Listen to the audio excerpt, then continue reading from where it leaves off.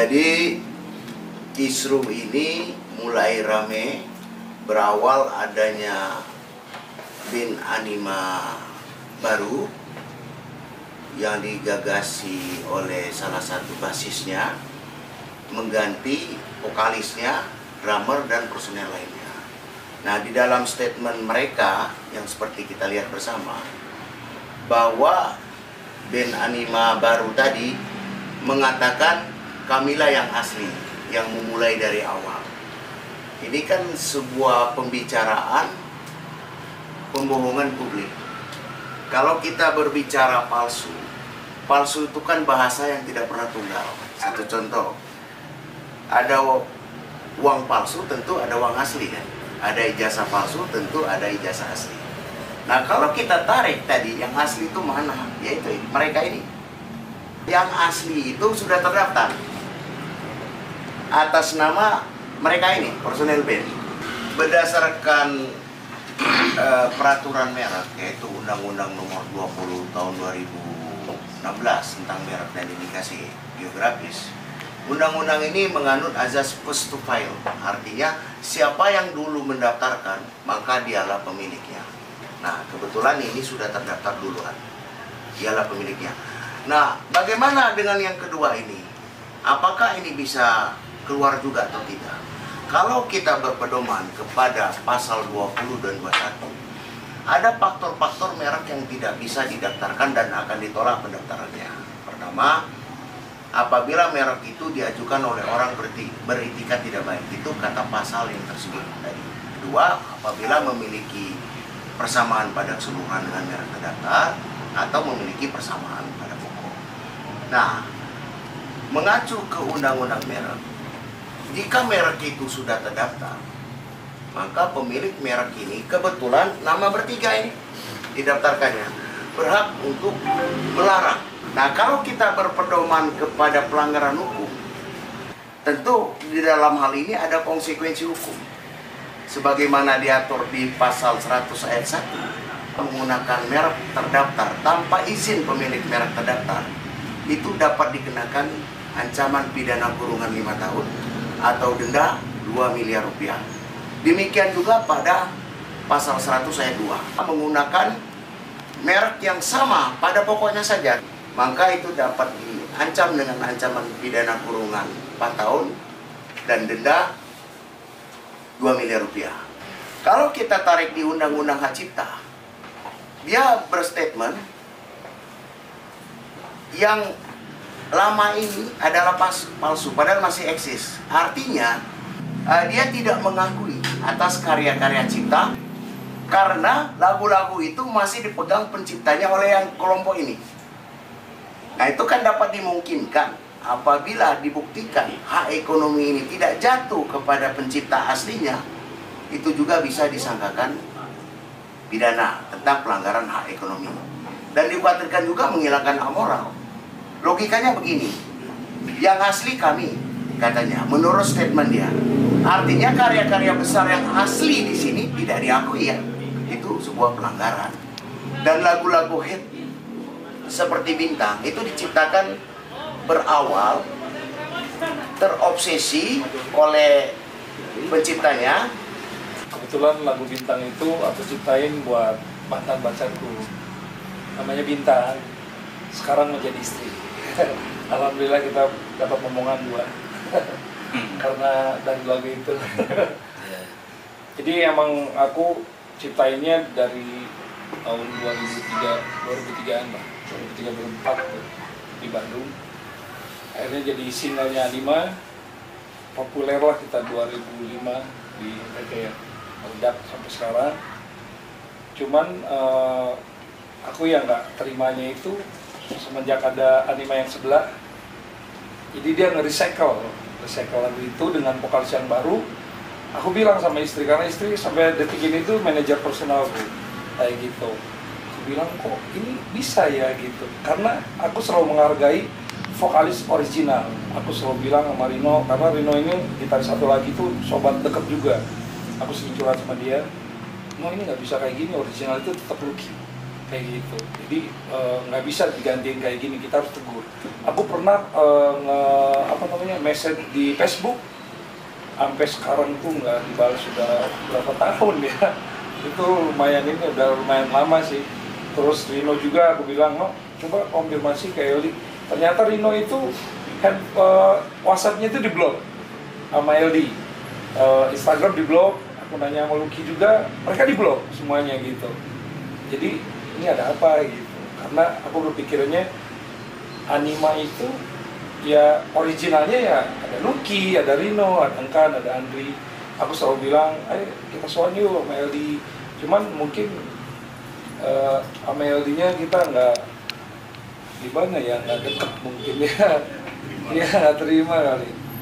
Ya akhirnya kita berpikiran ya Anima ini ibaratnya jangan ada sampai ada kata-kata yang mereka tadi kan kita ngelihat ya, mereka mengundurkan diri keluar. Kalau katakan tuh nggak ada kata-kata kayak gitu.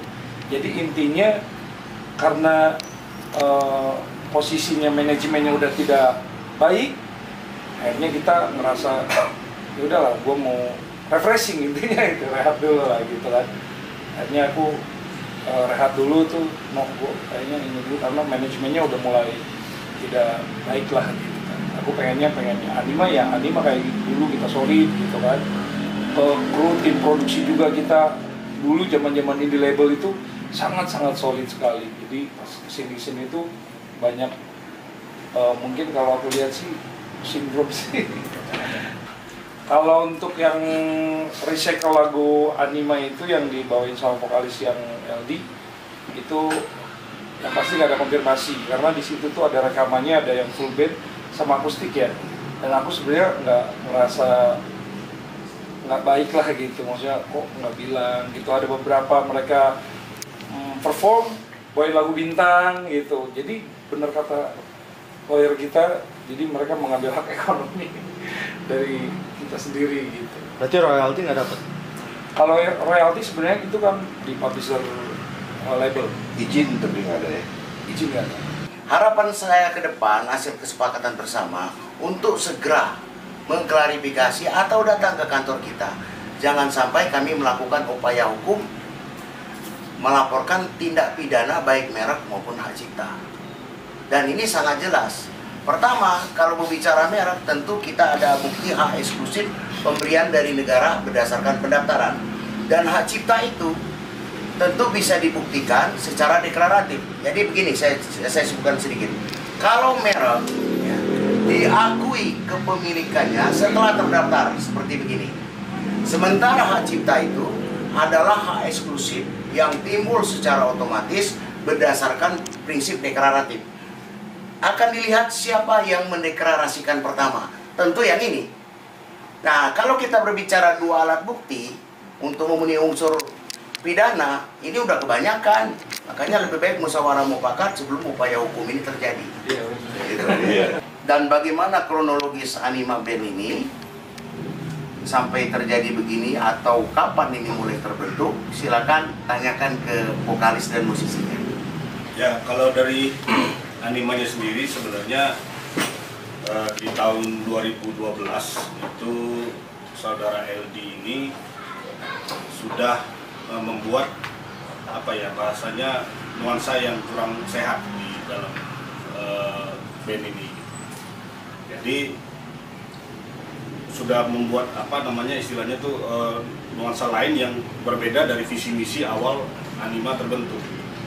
Jadi beliau juga memasukkan personil baru, ada yang seperti vokalis kita ini sebenarnya tanpa konfirmasi langsung diganti. Jadi artinya secara hukum pun kami bertiga tidak pernah mengundurkan diri atau keluar dari band Anima itu.